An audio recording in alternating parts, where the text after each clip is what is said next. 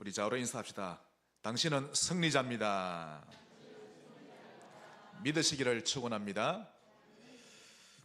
오늘 온 세계가 잘 아는 본문이죠. 시편 23편 다윗의 고백인데, 오늘 말씀을 통해 두려워하지 말라, 두려워하지 않게 되시기를 주의 이름으로 축복합니다.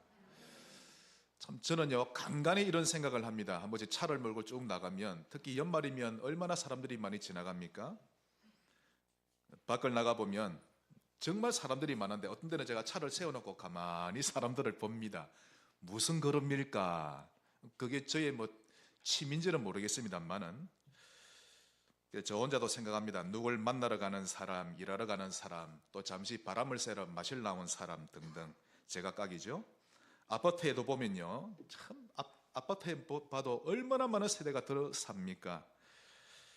또 도로에 가면 수많은 차들이 지나가고, 또 야구장이나 축구 경기장에 가보시면 수만 명이 모여서 응원하는데, 똑같은 자기 편을 응원을 하면서도 그 사람들은 제각각입니다. 이게 무슨 말인가 하니, 어떤 사람은 겉으로는 아무 일 없는 것처럼 보이지만 봄날 같은 형편이고, 어떤 사람은 여름 같은 형편, 어떤 이는 가을이나 겨울 같은 형편인 것입니다.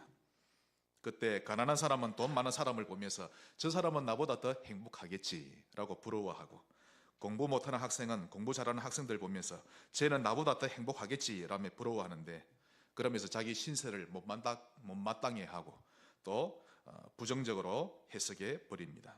난 왜 이 모양일까? 난 왜 이럴까? 저는 이런 생각이 끊이지 않았었는데요, 늘 그런 식으로 푸념합니다. 여러분 잘 아셔야 됩니다. 사람이 머리가 똑똑할수록, 돈이 많아지면 많아질수록 더 불행을 느끼고 인생의 험함을 더 많이 느끼는데, 그걸 모르는 것입니다. 전 세계 국가 가운데 제일 행복지수 1위 어디죠? 제일 가난한 나라였습니다. 그 백성들이 얼마나 행복한지, 그러니까 의식주에 대해서 별 고민이 없는 거 있죠. 부자일수록 문제가 더 많고 살인사고, 마약 더 많은 거 있죠. 그런데 사람들은 모릅니다. 의식주, 경제 이걸 많이 가지면 행복한 줄 아는데, 그래서 돈 많은 사람을 부러워하고 못 가지면 불행해하고, 그러면서 핑계댑니다. 내 입장 대봐, 내가 얼마나 힘들 줄 알아? 내가 세상에서 제일 힘들어 라며 현실을 부정합니다. 여러분, 모든 사람은 인생을 사는 동안 각자 봄, 여름, 가을, 겨울 다 겪습니다. 본인만 힘든 계절을 겪는 것이 아니라 모든 사람이 반드시 다 겪는다는 것을 알아야 합니다. 성경에 많은 인물 중에 다윗은 유독 이 사계절을 뚜렷하게 체험했던 인물이죠. 오늘 이 다윗을 통해 하나님이 우리에게 무엇을 말씀하고자 하시는지를 좀 살펴봐야 되겠습니다. 그 첫 번째로, 사망의 음침한 골짜기. 4절에 나옵니다. 지금 시편 23편을 이해를 하시려면 유대 광야 배경을 이해를 하셔야 됩니다. 이 유대 광야에서 생활하는 양은 목자 없이는 생존 불가능합니다. 사자, 곰, 늑대 등 사나운 들짐승이 많고, 특히 위험한 골짜기와 계곡이 많기 때문에 이곳에 목자가 같이 와서 푸른 풀밭, 쉴만한 물가로 다 인도해주고 사나운 짐승들로부터 보호를 해줘야 안전한 생활을 할 수 있는 것입니다. 그러므로 오늘 본문은 양을 치는 다윗을 통해 하나님이 우리 인생의 목자가 되신다라는 것을 하나님이 뚜렷이 밝히고 계십니다. 우리는 인생을 사는 동안 사망의 엄청난 골짜기를 수도 없이 다니죠. 많은 사람들이 다양하게 골짜기를 겪습니다. 그 첫째로, 영적인 사망의 골짜기를 지날 때가 많습니다. 특히 갑자기 기도가 막히고 말씀을 읽어도 전혀 마음에 들어오지 않고, 예배가 싫고 찬양 부르는 것도 싫고, 영혼의 캄캄한 밤이 다가오는 골짜기를 만난 것입니다. 이때 아무리 하나님을 만나려고 몸부림을 쳐도 내가 믿는 하나님은 왜 그리도 조용하신지 묵묵부담입니다. 다른 사람이 기도하면 응답 잘 해주시는 것 같은데 유독 내게만 하나님이 너무 인색한 것처럼 느껴지기도 하죠. 그래서 하나님은 나를 그다지 좋아하지 않으시구나 라고 느낍니다. 그러니 나는 버림받았구나, 이런 생각이 드는데, 이런 생각이 하루 이틀만 들었던 것이 아니라 너무 오래되었다는 그 사실을 또 발견할 때마다 그것이 저를 슬프게 했던 것입니다. 그러니 제 내면에서는 수도 없이 메아리를 많이 쳤죠. 너는 버림받았어. 너는 쓸모없는 존재야. 너는 별 볼 일 없는 사람이야. 이런 부정적인 말들이 시시때때로 메아리를 쳤던 것입니다. 이런 영혼의 캄캄한 밤, 사망의 엄청난 골짜기를 지날 때가 있는 것입니다. 또한 두 번째로 정신적인 사망의 고통을 지날 때가 있습니다. 40대 주부 두 사람이 아파트에서 같이 뛰어내렸는데 둘 다 죽었습니다.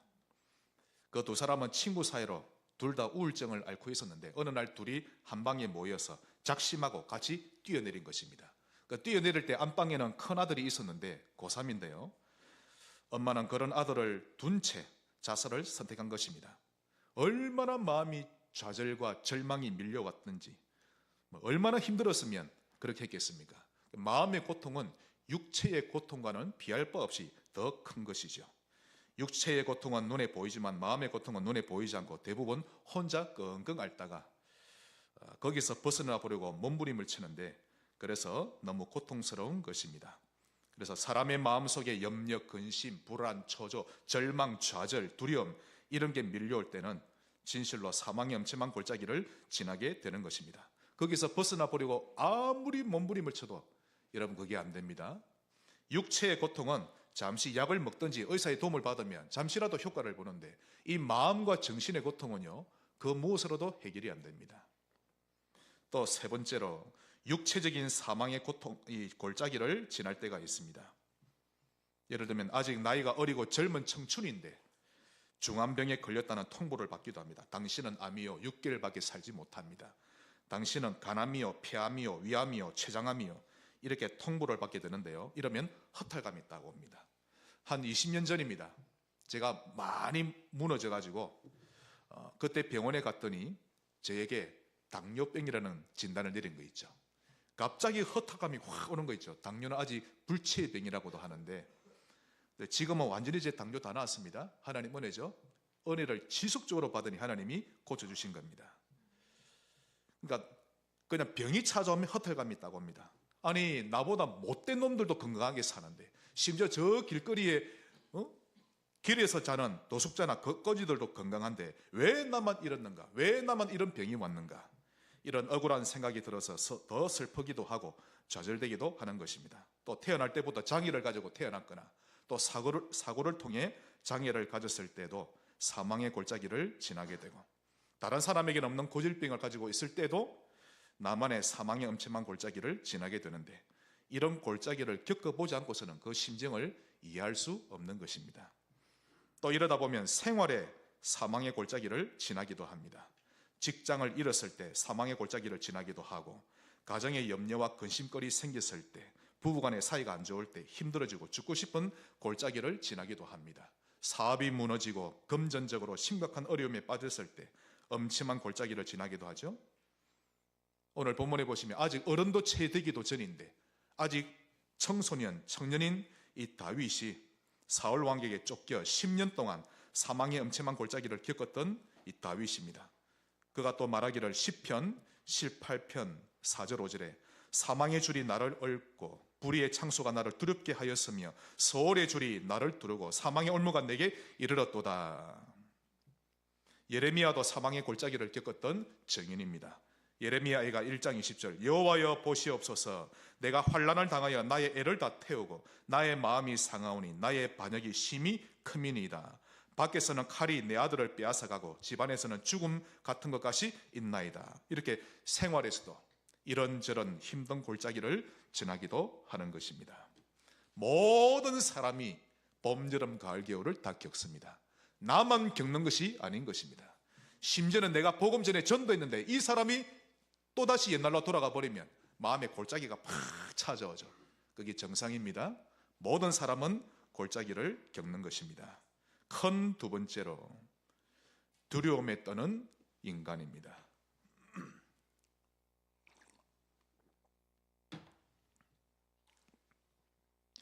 인간의 두려움을 연구한 박사가 있는데요. 휴 미실딘이라는 박사가 말하기를 태중에 있는 아기가 세상에 태어날 때 벌써 3가지 두려움을 가지고 태어난다고 밝혔습니다. 먼저 높은 데서 떨어지는 두려움, 큰 소리에 대한 두려움, 버림받았다고 느끼는 두려움입니다. 첫 번째로 높은 데서 떨어지는 이 두려움은 인생을 살아가면서 시험에서 떨어지고 직장에서 떨어지고 승진에서 떨어지고 사업에서 뒤처지는 그 실패에 대한 두려움으로 이어진다고 합니다. 뿐만 아니라 뜻하지 않게 찾아오는 사건 사고에 대한 두려움으로 이어진다고 합니다. 두 번째로 큰 소리에 대한 두려움은 사람들이 자기를 향해 비난하거나 공격하거나 비판할 때 두려움으로 발전되고, 또 폭력이나 침범에 대한 두려움으로 이어지기 때문에 어릴 때부터 폭력을 당하거나 부부싸움을 많이 한 데서 자란 사람은 이 큰 소리에 대한 두려움 때문에 많이 힘들어지는 것입니다. 세 번째로 버려지는 두려움. 특히 인간이 느끼는 두려움 중에 제일 큰 두려움입니다. 특히 아기 때 자기를 안아주지 않으면 버려졌다는 두려움이 제일 크게 다가온다고 합니다.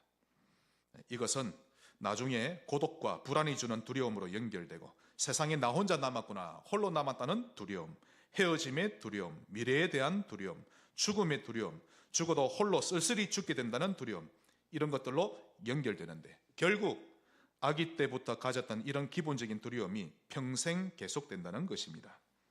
그렇죠? 인간은 태어날 때부터 이미 하나님 없이 태어났기 때문에 버려지는 두려움을 평생 품고 살게 되는 것입니다. 아담과 하와가 범죄하고 에덴에서 쫓겨난 그때부터 인간은 두려움이라는 형벌 속에서 살게 되는 존재인 것이죠. 시편 51편 5절, 내가 죄악 중에서 출생하였으며 어머니가 죄 중에서 나를 잉태하였나이다. 이 말씀은 내가 두려움을 품고 태어났으며 이 말과 똑같은 것입니다. 이런 인간을 하나님은 너무도 잘 알고 계셨기 때문에 성경에서는 두려워하지 말라, 염려하지 말라는 말씀을 366회나 말씀하고 계십니다. 뭐와 똑같죠? 1년 날수와 똑같죠? 거의 365일과 같습니다. 그러므로 이것은 매일 날마다 두려워하지 말라고 외치는 하나님의 음성이 담겨 있는 것입니다. 런던의 킹스 대학 병원 암연구소가 조사한 바에 의하면 유방암 수술을 받은 환자 중에 적극적이고 희망적인 일상생활을 하는 자가 병을 두려워하고 포기한 자보다 평균 10년 이상 더 살았다고 발표되었습니다. 또 시애틀에도 메디컬 센터에서 보고를 했는데요, 중화상을 입은 환자 조사해 봤더니 나는 빨리 회복될 것이다. 여러분, 중화상은요, 화상은 정말 치유되기 어렵습니다. 그런데 나는 빨리 치유될 것이다, 분명히 회복될 것이다 라는 생각을 매일 하고 그런 말도 했던 사람은 정말 빨리 회복되었다는 것입니다. 이것만 봐도 두려움과 절망이라는 것이 인간을 최악으로 부패시키는 맹독과 같은 것임을 알 수 있습니다. 그래서 어느 전문가가 말하기를 비극이란 두려움 때문에 내 마음 문을 닫은 상태다라고 말했습니다. 그래서 그는 말하기를 아침에 눈을 뜨면 두 개의 손잡이가 내 앞에 있는데 하나는 걱정의 손잡이, 하나는 믿음의 손잡이가 있는데 하루를 시작할 때 어느 손잡이를 잡고 문을 열 것인지에 따라서 그의 하루가 결정된다라고 말합니다. 그러니 더 이상 두려움에 떨면서 살 필요 없다는 뜻이죠. 분명히 길이 있다는 뜻입니다. 자로 한번 인사합시다. 두려워할 필요가 없습니다. 분명히 길이 있습니다. 그러므로 큰 세 번째로 여호와는 나의 목자시니. 할렐루야. 두려움은 고통을 가져옵니다. 본인도 뭐 때문에 두려운 줄 모릅니다. 왜요? 아기 때부터 갖고 태어났기 때문에. 큰 소리에 대한 두려움, 떨어지는 두려움, 남이 나를 비방할 때 느끼는 두려움, 버려지는 두려움, 평생을 가져갑니다. 두려움은 고통을 가져오는데 이유는 두려움은 두려움을 낳기 때문입니다. 상상 속에서 두려움을 키우죠. 이게 나중에는 눈둥이처럼 커지는 것입니다. 그러니 상상만 가지고도 우리를 파멸시키는 것이죠. 잠언 1장 27절, 너희의 두려움이 광풍같이 임하겠고 너희의 재앙이 폭풍같이 이르겠고 너희에게 근심과 슬픔이 임하리니. 불안과 두려움은 엄청난 파괴력을 가지고 옵니다. 자, 그렇다면 어떻게 해야 합니까? 첫째로 두려움이 오는 이유를 알아야 합니다. 행복의 근원이신 하나님과의 관계 끊어져 버렸기 때문입니다. 하나님과의 관계 회복하세요. 여기에서 모든 문제 해결됩니다. 혼자 방 안에 갇혀서 끙끙 앓지 말고 창조주 하나님을 찾아내야 합니다. 근본적인 이유를 정확하게 알아야 정확한 해결책이 나오는 것인데 정확한 이유를 알지 못하니 사람들이 잘못된 방법을 찾아 헤매는 것입니다. 선행을 베풀면 좀 더 행복해지겠지, 특히 이런 연말이 되면 고안에도 가고 뭐 양론에 가고 어디 가서 월동 준비하라고 또 김장도 하고 그때는 기분이 좋은데 돌아서면 또 아닙니다. 이 근원적인 문제가 해결 안 되거든요. 또 돈이 많거나 똑똑한 사람은 과학적인 방법으로 접근합니다. 심리학적으로 접근하기도 하고 또 세로토닌 같은 신경 전달 물질을 길다란 주사기에 자기 뇌에 꽂아서 투여받습니다. 잠시는 괜찮죠. 또 그게 약물이 없어지면 또 불안해하고 두려워합니다. 또 종교를 가져보기도 하고 명상운동, 기운동에 심취해보기도 하는데 이런 것은 오히려 더 심각한 결과 가져옵니다. 반드시 영적 체험합니다. 그 어떤 것으로도 인간이 태중에서부터 가지고 왔던 이 두려움을 해결할 수 있는 것은 없었던 것입니다. 일시적인 효과는 있지만 근원적인 해결은 안 되는 것입니다. 자, 그러면 두 번째로 근원적인 해결책은 무엇입니까? 여호와는 나의 목자시니 하나님이 우리의 목자가 되시면 단번에 해결됩니다. 더 정확히 말하자면 여러분이 여러분의 의지를 다하여 하나님을 여러분의 목자로 인정하셔야 합니다. 한번 따라합시다. 여호와가 나의 목자 되십니다. 한 번 더. 여호와가 나의 목자 되십니다. 이렇게 고백하셔야 합니다.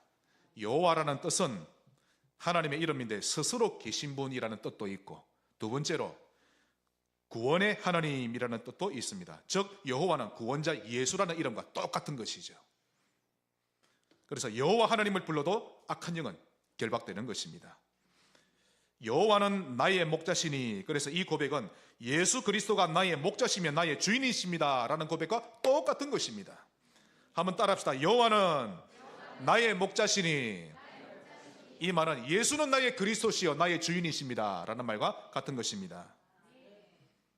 하나님 만나는 길이신 예수 그리스도를 여러분의 구주로, 여러분의 주인으로 인정하며 모시고 사는 것입니다.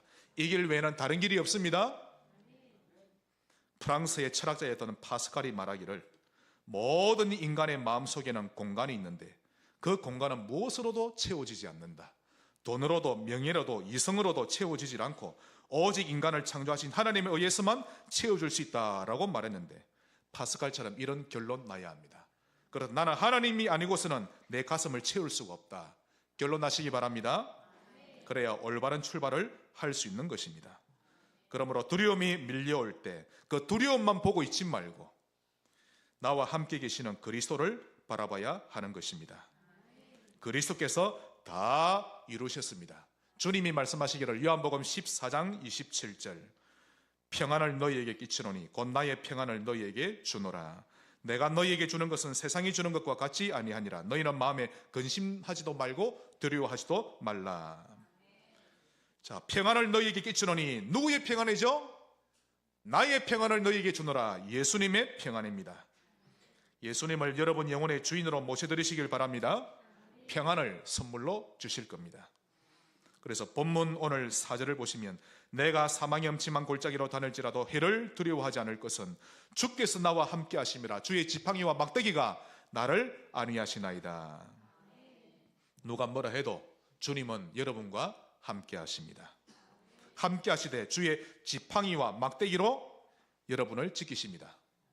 지팡이는 안내용이고 막대기는 사나운 짐승을 쫓아내는 데 쓰이지요. 그러므로 주님이 악한 영들로부터 지켜주시고 모든 두려움, 불안, 공포, 절망으로부터 보호해 주시는데 주님이 함께하지 아니하시면 절대 두려움을 이길 수 없는 것입니다.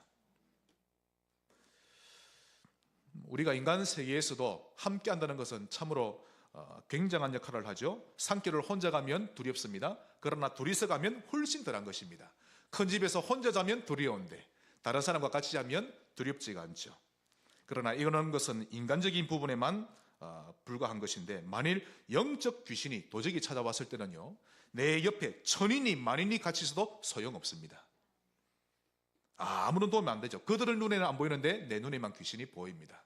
덜덜덜덜 떨리는 겁니다. 그러나 그때 주님이 함께 하시면 아무것도 두렵지 않은 것입니다. 내가 사망의 음침한 골짜기로 다닐지라도 해를 두려워하지 않을 것은 주께서 나와 함께 하심이라. 자, 주님이 얼마만큼 함께 하시면 되죠? 그게 오늘 본문 5절에 나옵니다. 주께서 내 원수의 목전에서 내게 상을 차려주시고 기름을 내 머리에 부으셨으니 내 잔이 넘치나이다. 원수 앞에서, 귀신 앞에서 하나님이 잔치상을 떡하니 차려놓으시는 거 있죠. 그러니 우리는 한바구음 지으면서 잔치를 즐기는데 여유를 가집니다. 귀신은 우리를 속이려고 별 시도를 다 하는데 우리는 여유롭게 그걸 보고 있는 것입니다. 간짠코 진짜 우습게 보이죠. 그러나 여러분, 한 가지 기억하셔야 합니다. 단 한 번으로 평생 두려움 없이 사는 건 아닙니다. 평생 가져갑니다, 우리 속에. 그래서 시편 23편 4절에 이 다윗이 내가 사망의 엄청난 골짜기를 다닐지라도 해를 두려워하지 않는다, 이 말은 영원히 두려움이 없어졌다, 이 말이 아닙니다. 칼빈이 해석하기를 이런저런 여러 가지 두려움이 찾아오는데 그때마다 주님이 나와 함께 하심을 누린다라는 뜻입니다. 타락한 아담의 자손들은 두려움을 가슴에 담고 태어났기 때문에 두려움을 극복해야 되지, 두려움 전혀 없이 산다는 말은 아닌 것입니다. 그러므로 예수님 바라보는 길 외에는 다른 길이 없음을 꼭 기억하시기 바랍니다. 그럼 언제, 어디서 바라볼까요? 일어날 때마다 주님을 바라보고, 일터에 도착했을 때마다 바라보고, 밤마다 잠들 때마다 하루에 4번씩 예수님을 주인으로 모시는 것입니다. 자, 이 삶을 여러분 일주일만 해도 삶이 바뀝니다. 놀라운 증거 주십니다.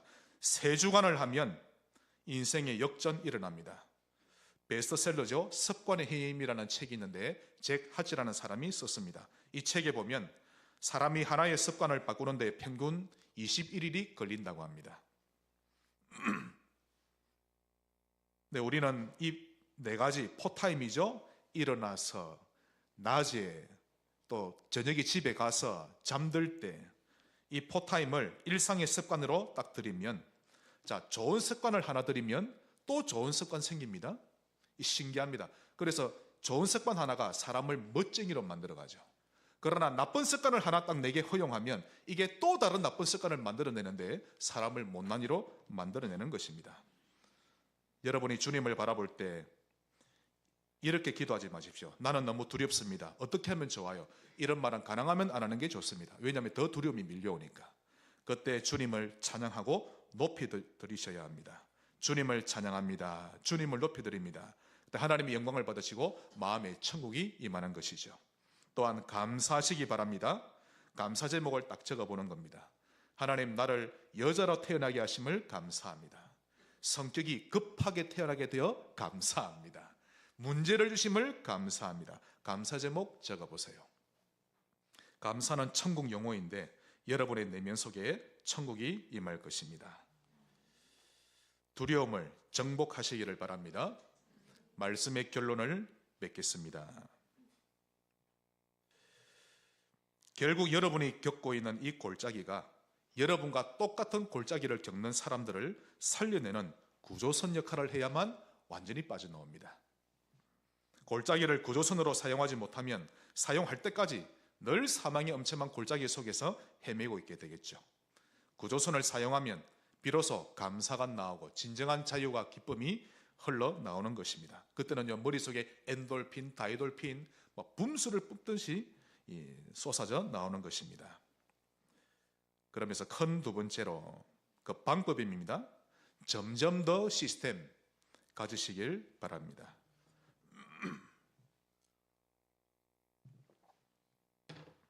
아니, 점점 더 시스템, 이게 무슨 말입니까? 여러분, 사람은 겉으로만 봐서는 모릅니다. 한두 번 실수하는 걸 보면 어이구, 저 사람 좀 저런 사람이네 이랬다가 하루 이틀, 일주일, 한 달, 1년 늘 옆에서 보다 보면요, 그 사람의 진면목이 보입니다. 아, 처음에 만날 때는 영 아닌 줄 알았더니 저런 진면목이 있었구나. 이야, 저 사람이 어떻게 나보다 환경이 그렇게 열악한 가운데 그동안 믿음으로 살았구나. 딱 그게 보이는 겁니다. 점점 그 사람이 다르게 보이는 거죠. 찬양할 때도 찬양을 처음 시작할 때보다 가면 갈수록 점점 더 찬양하다 보면 내 마음이 하나님을 향하게 되고, 성경도 읽기 시작할 때보다 계속 집중해서 읽다 보면 점점 더 꽂히는데요, 하나님의 기운이 느껴지고 하나님의 음성이 더 뚜렷하게 들리기 시작합니다. 전도 역시 마찬가지입니다. 처음에 한 번, 두 번만 전도할 때는 알 수 없는데 계속해서 전도자의 삶을 살다 보면 더 깊은 전도의 맛을 느끼게 됩니다.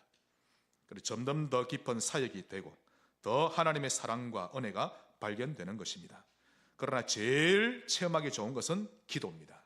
기도를요, 처음 시작할 때보다 기도를 계속 깊이 하다 보면 내 영혼이 하나님을 딱 만납니다. 그 기쁨은 이런 말로 형용할 수가 없는 것이죠. 그때 그 사람의 영혼을 귀신은 굉장히 두려워합니다. 이런 기도를 꼭 배우시기를 바랍니다. 반드시 체험해 봐야 합니다. 그래서 기도할 때 5분, 10분 하다가 금세 일어나지 말고 찬양도 부르고 말씀도 읽고 말씀을 깊이 묵상하면서 하나님을 찾으십시오. 깊이 들어가면 들어갈수록 30분 가지고도 처음에는 30분이 힘듭니다. 그러나 계속 기도하다 보면 30분, 1시간 훌쩍 갑니다. 1시간 딱 지나보면 더 깊은 맛이 나옵니다. 정말 하나님이 내 영을 만지시고 찾아오셔서 나를 터치하시고 성경 말씀을 보는데 이게 막 꿈틀대고 움직입니다. 꼭 이 고등어가 파닥파닥 뛰듯이 말씀이 움직이는데 이야, 말씀대로 되겠구나 믿어지는 것입니다. 다시 말해서 점점 더 시스템을 가질 줄 알아야 합니다.